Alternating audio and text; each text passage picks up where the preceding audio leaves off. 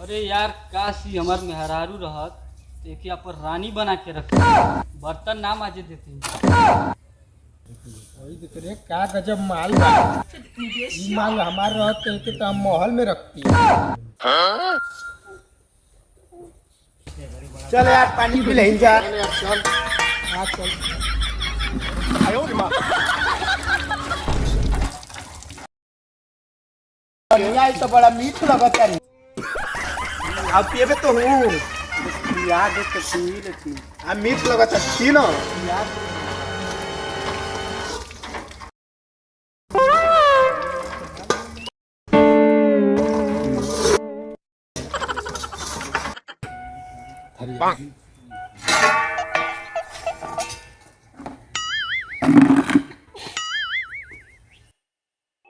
चला कॉल का पानी तो हमके एकदम पसंद आ गई हो। चल यार चल तो रोज आवे के पिए। चल चल हमके तो कलिए पसंद आ गई।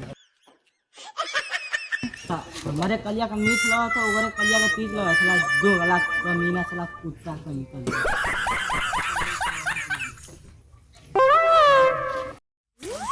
दो गला। ए राम लखन के माई, ए राम लखन के माई, कहाँ बाड़ू हो? का जी का कहत हई? अरे सुना तनी इधर ही आया हुआ।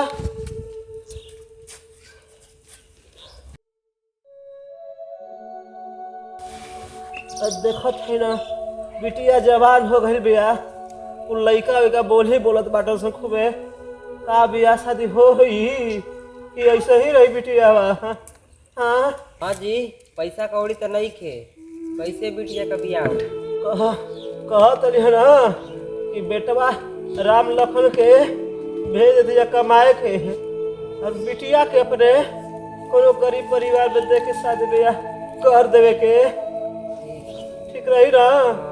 तो कह दतरी बेटवा के बोलाई तू राम लखन के तनी दिल को समझौती होती जा, बुढ़ौती रह आगिल बाटे, अब हुए कुछ आसरा बाटा मिले के तो फिर कैसे चल? ए बेटा राम लखन बाबूजी बुलाओ तो।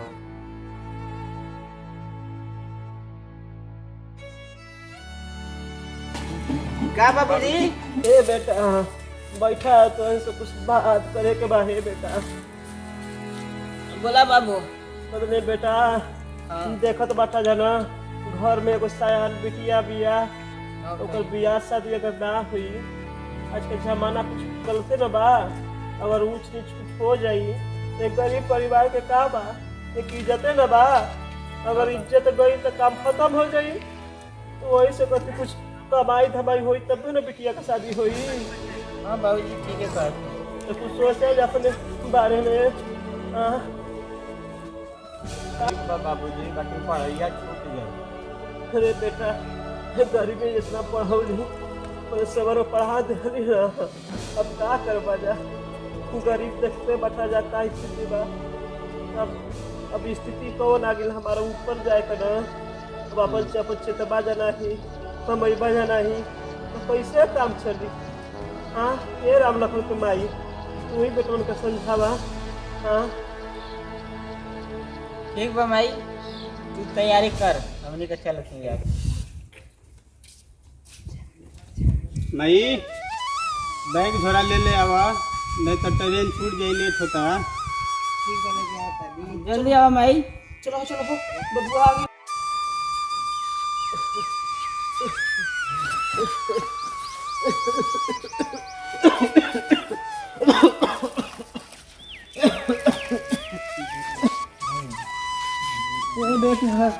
ये बेटा है अपन ख्याल रखिया जाए बेटा।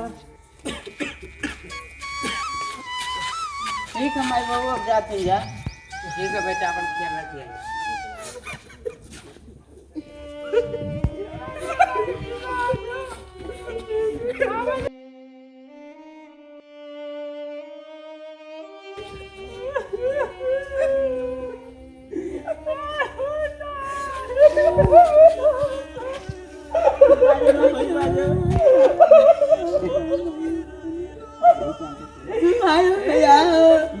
अरे मत रवा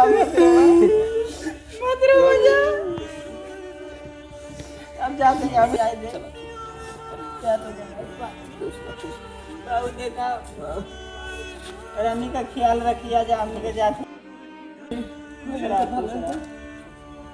चलाओ चले बाय बाय बेटा बेटा बाय बाय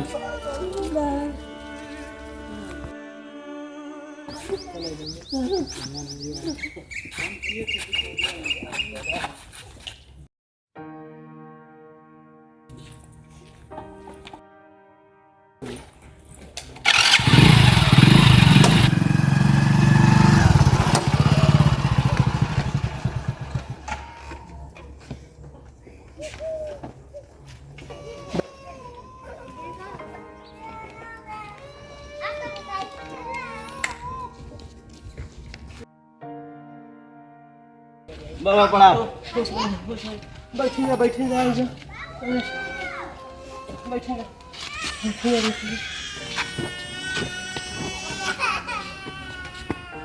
वही सब बताई जा कुछ हाल चाल कुल बढ़िया बा बाबा। कैसे चले के भइल है चलने ही जाए ऐसा ही आपके बेटिया के देखे ताके देखें जा ये कुल घर द्वार बा में के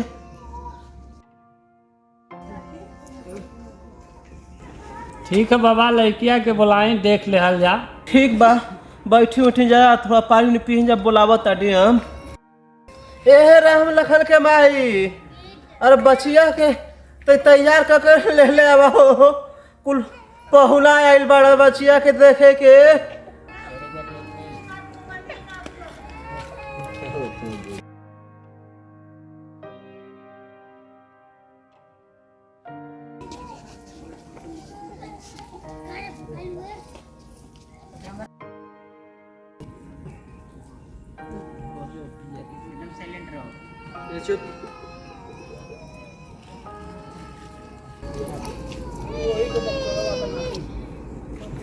ठीक बा बाबा हमने के लड़की पसंद भैया। पसंद बिया ना जी हाँ ठीक बा राम लखन को आई लड़की अकेले के जा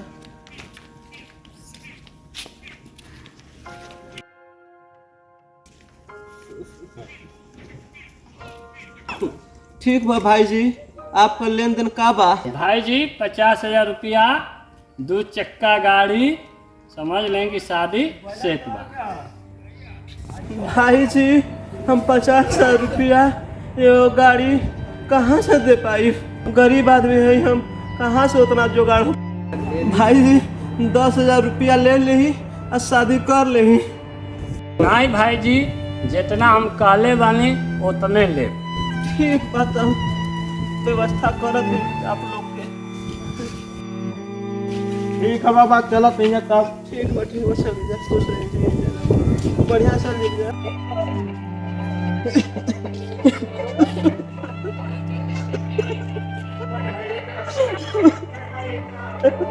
ए भगवान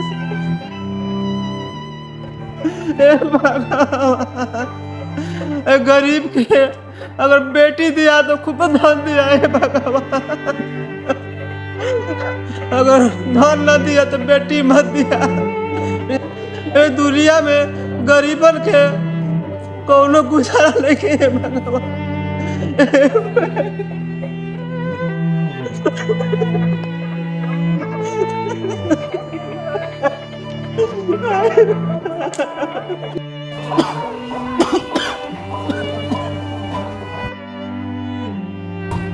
राम लखन के बाबू